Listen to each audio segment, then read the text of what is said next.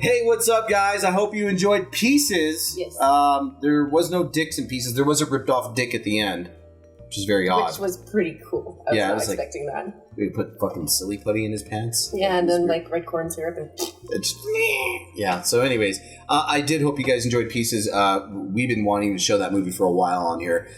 Fun fact about that movie, if you do get, I believe, it's like an Alamo Drafthouse release of Pieces, there's actual commentary of the crowd laughing. Oh, yeah. So you can watch the movie, but listen to the crowd in the theater laughing during the movie. So if you can find that, find it. It's a really, really cool special feature. But some weird trivia facts to this one, because let's just admit it, this is an odd film. It's just all over the place. Very, very strange. Just from like the first 2 minutes, you're just like... God, they pull that fucking chainsaw in the middle of the day out of his trench coat. Like, just weird shit. And just when the mom goes, like, shithouse and starts smacking her son because he has a puzzle with some boobies on it. Just like your father. so, I'll show him a thing or two. Whatever. Such good acting. Okay, lady. Whatever. Somebody's got some trust issues. Seriously. All right. So, yeah, let's talk about some trivia facts. Let's talk about one of the weirdest fucking things in this movie. Kung Fu. The Kung Fu guy. So, just jumps out of nowhere. It completely just seems like he jumped out of another dimension into this film and then jumped back into his other dimension. There was a reason for that. What was it? They're making a Kung Fu movie in Rome, which is in pretty close proximity to Madrid. Yeah. And there was a cameo made for a Bruce Lee imitator named Bruce Lee. Yeah. So one of the producers of the movie, Dick Randall, was simultaneously making a weird Bruce Lee Kung Fu film. And even though the scene does make no sense in the film, it's still there. Like, hey man, come to this set. We're filming a horror movie. We gotta put a karate guy in a horror film that's gonna sell some ass. We're gonna put him on the cover. Yeah. We get that guy who takes shots for Playgirl, put him in it too. Yeah. It'd be great. Yeah. Exploding dick at the end. Yeah. Him and his wiener looks like 3 Vienna sausages taped together like a train. So this is what's going through the minds of the person making this movie. Yeah, this is what's going on with that guy. But yeah, so there you have it with that. Also, tell us more about the look of the killer. It was based on the comic book character The Shadow. Ooh. Did anybody ever see that movie? Yes. Billy Zane? Yeah. Yes. Yeah. And oh no, wait. Was that The Shadow? Wasn't Alec Baldwin? Alec Baldwin, sorry. Billy Zane was wrong. White guy. He was the guy who wore the purple with the black mask. Yeah, no, I can't. The something. The Phantom. Phantom. Yes. See, I got my movies confused. It's okay. Yes. Oh, and fucking superhero shit, you know. Same thing. Same fucking shit. Just more violent. So yeah. So there you go. Yeah. So The Shadow. I guess it was kind of like a giallo thing. We talked about that a little bit before the black film. Yeah. Everything. The black giallo, black hat. If you don't know what giallo is and you're watching this show, you should read a book. Go punch yourself in the balls. That too. Yes, that's it. Yeah, go punch yourself in the balls, guys. That's a good idea. All right, so this entire movie was shot in Madrid. Nothing was shot in Boston, even though they were supposed to be like at the Boston University, which is weird because there was no budget for second units in Boston.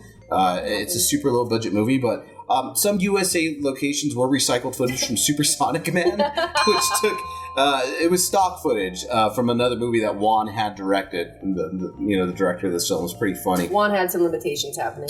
Yeah. I remember we had a few shows ago. Somebody did ask us a question about like, was there real gore or real visceral stuff? Yeah. And this is a movie that there was. There was. So they used a pig carcass for when the chainsaw was cutting through the tennis guy. They also had real blood from the slaughterhouse. So there was guts and gore and all kinds of goopy stuff that probably didn't smell too good. Because it's probably hot in Madrid, I'm imagining. Yeah. So that probably got to be pretty gross. It's like that famous scene where the girl's like on the shower floor cut in half. That was that. Yeah. So it's kind of like this movie. It's kind of like Night of the Bloody Apes. You know what I mean? Where they did use real animal stuff, or even Night of the Bloody Apes used stock footage of open heart surgery and different things like that. But It would be funny to see if there was a kung fu guy on the cover of this, because like he was in it for fucking 30 seconds. It's kind of like how Night of the Bloody Apes does have, like, it says apes, but there's only one guy in it. Yeah. And he's not there's no apes. And then they have, like, Mexican wrestler chicks on it. And you think that they're going to fight sometime in Night of the Bloody Apes, and they never do. No, nothing ever happens. Yeah, Mexican wrestler girls are just, it's just weird. But they threw them on the cover just to sell the film. You know how it goes. So it's really weird. But enough of this movie. I hope you guys enjoyed it. I hope we gave you some insight on some behind-the-scenes stuff. We've been told that we need to educate people a little bit more. Knowledge. We need to step it up in our horror. The more you know. Our horror movie. Horror fucking book, Harold. Yeah. God, I played cards with J.D. Shellnut. I don't know. Have you guys seen? Neither of you have seen Celine Blade, have you? I have, but not. You're like, you don't know it like that. No. Yeah. She's like, I have, but I was wasted. I do know taters. Tater, French fried taters with mustard. You and son of a bitch, that's it. You tuned son of a bitch. All right, guys. Up next, Mail Time with Vanessa.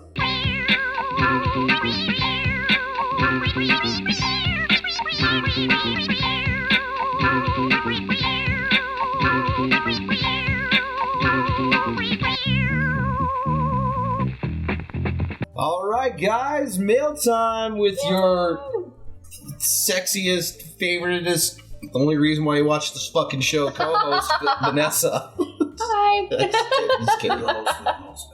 Yeah, Yeah, most. Yes, there you go. So, our first question for this mailbag is, Dear Virus and Vanessa, the horror host game seems to be a genre of its own. How does it feel to be lumped in with the likes of Elvira, Joe Pop Briggs, and Sven Gulli? Mr. John Richards, thank you for your question. Oof. Well, it's cool. I mean, it's the horror host game. Okay, let me put it this way. There's about 5 horror host pages on Facebook, which there's a ton of them. But most of them are pretty supportive. They reach out, they ask we ask each other questions. There are some that it is a cool kids club. Yeah, there's definitely cliques out there on certain there's things. There's clicky ones.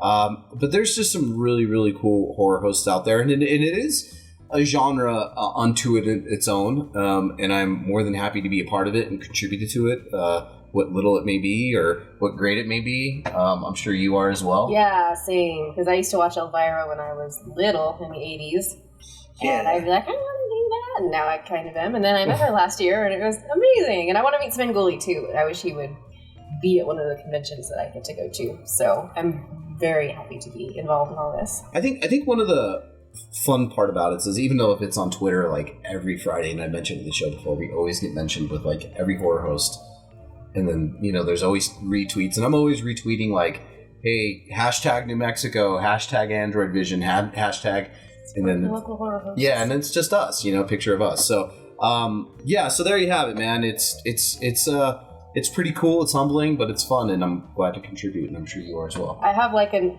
endless well of information about horror movies, so it's nice to be able to tell people about it. Yeah. So. Yeah. You and me both. We got to do something with all this useless. Yeah, exactly. Useless information. Just in our brains. I can't sit there and play Trivial Pursuit all day long, so I got to talk to somebody and get my information. We don't really have too many horror categories. There's a horror one that I need to get, but it's like $40. So if anyone wants to buy it for me, that'd be great. Yes, somebody buy. Come on, Horror Trivia Pursuit for Vanessa. What's your email? Oh wait, we don't know it. We can go to Living Dead Nessa. There you Just go. go to Living Dead Nessa and hit her up. Yeah. I'm between emails right now. Yeah, she doesn't know her email address. I'm just kidding. All right, question number 2. Okay, hey Virus, any chance you can do reruns? She doesn't want to do the runs, trust me. Yeah. Or show old movies you previously have showed, but getting Vanessa's take on them. Miss Kim Kawasaki. Kim Kawasaki. Thank you, love. We actually are kind of doing that. We've been touching base. No more Miss 45. Yeah, we're good with that one. Yeah. But yeah, we go back and forth, and we pull some old movies that we like to get your take on. Some movies that I reviewed myself. When Sam was on the show with us, we did some stuff. So I love turning this chick on to new stuff, by the way. It's fucking hilarious, like just to get her take on it. So we'll have to go revisit some of our early shows. Yes, I'm always up for watching. Like I Drink Your Blood in particular. Yeah, I love that movie. Yeah, I love that movie. Our first show was I Drink Your Blood and Night of the Bloody Apes. Nice. Yeah, combination. It was a really good combination. So maybe we'll revisit that. But yeah, definitely. That's a good question. Yes. Thank you, Kim. Yes, Kim. Number 3, Yo AV Crew. What's the most outplayed horror genre? Go. By Big Bubby. Wow, outplayed horror genre. There's a lot. Zombies? That's one of them. You know, zombies have taken a step back. I think the newest one is like the scary, the scary haunted house. Oh, jump scare. Yeah, Haunting of Hill House, which was amazing, by the way. Totally kind of kicked that off, and now it's like, hey, let's make 10,000 copies of this, because that was successful. They sure do like to beat a horse to death. That's for damn sure. I think personally, and this is like the most obvious answer, is found footage. That has been absolutely done to fucking death, and they try and like reinvent it, and it's like, no, this is the same thing. Even the great George Romero fell victim to the found footage one when he did Diary of the Dead. Yeah. It's like, oh. And I love you, Mr. George Romero, and I miss you, but that one I was just like, no. Yeah, so I mean, found footage does have I don't like a complete found footage movie, but I think there's some really cool found footage type of stuff like Aliens. Yeah, that's a good one. When they had like their cameras in their head and the aliens, that was really spooky and really cool. Well, the old movies that had like found footage before that was a thing, those were really, really awesome. But everything I'd say from like Blair Witch Project, okay, well, no, I like Paranormal Activity personally, so I think anything Paranormal Activity on has just been like same rehashing of things over and over again. Come on. What is it? Chernobyl Diaries. I wanted that to be so good, and then I watched it, and I was like, "Fuck!" Are they getting attacked by a bear? Like I forget that movie, man. But I did like Grave Encounters, the first one. I didn't like the second one. It was pretty funny. Don't worry. Whenever they get done with a genre, they shoehorn in vampires again. Vampires and zombies. Speaking of which, thank you for turning me on to What We Do in the Shadows. Yes. And the fucking show is. He borrowed. No, I lent it to my friend, but I told him about it like months ago. I borrowed it from somebody else. Yeah, so. He finally watched it. And yes. And the show is really funny. The show is great. Did you check it out? I did. I was out of town when it aired, but I watched on the first Wednesday. I watched the one from last weekend, this one, and I was laughing my ass off. That's pretty goddamn funny, man. What We Do in the Shadows, you guys should check that out. So, all right, guys, that's it for us. This May edition of Androidvision. You can always find us at our Facebook page, Androidvision. We also have a Facebook group. I try to get people to go to the page, but they just don't do it. They're so used to the group, so I don't know what to do. People like their habits. They do. Yes. They do. You can always find me at Android Virus via the Twitter, Instagram, or Tumblr, or wherever. And is Tumblr still a thing? It is, but it really fucking sucks. Tumblr, get your shit together. They took away the boobies and I know why. And I know why they did it, because Apple wouldn't let them be like officially in the Apple market or whatever, where you download your apps. Because of that, they had to fight. Like there's like a code of ethics you have to do. Lame. So it was really. Yeah, so... Fuck your code of ethics, Apple. Yeah, it's weird, like... We like tits. Yeah. Android. Yeah, it's so weird. It's so weird to me how, like, a diverse company like Apple, like, that just speaks about diversity and inclusion and pro-gay rights. But not if you show your boobs. But no, let's not show your boobs. But, you can have pictures on, we could download apps of, like, dead bodies. That's fine. But boobs, no. And aren't there still, like, white supremacists running rampant on Tumblr? I don't know. That's what I heard. Don't they have a Reddit thing for Apple? I don't know. Because if they did, it's like, that doesn't make sense. Yeah, because Reddit's pretty bad. Yeah, I'm not sure, man. Fuck your Sesta Fosta thing as well. Somebody who has an iPhone, the what? Please. It's the, it was supposed to be something that they passed to avoid human trafficking and all that, but all it really did was take all the porn away from everything on the internet. Oh, God. That's what happened with a lot of things, so... Yeah. Fuck you. All right. And we can also find you at Living Dead Nessa on Instagram and on Facebook, and that's all the social media I do because I'm old. She's an old lady. I'll tell you what, if it wasn't for the show, I probably wouldn't even do social media. True. Just letting you guys know that. There's no Wi-Fi out here in the RV. Yes, there is none. So, thank you so much, guys, for tuning in. We will see you next month for June for a special surprise and another Neill Blomkamp short. Yay. Rom-com next month. Oh no. Yay! All right. Talk to you guys soon. Thanks for tuning in.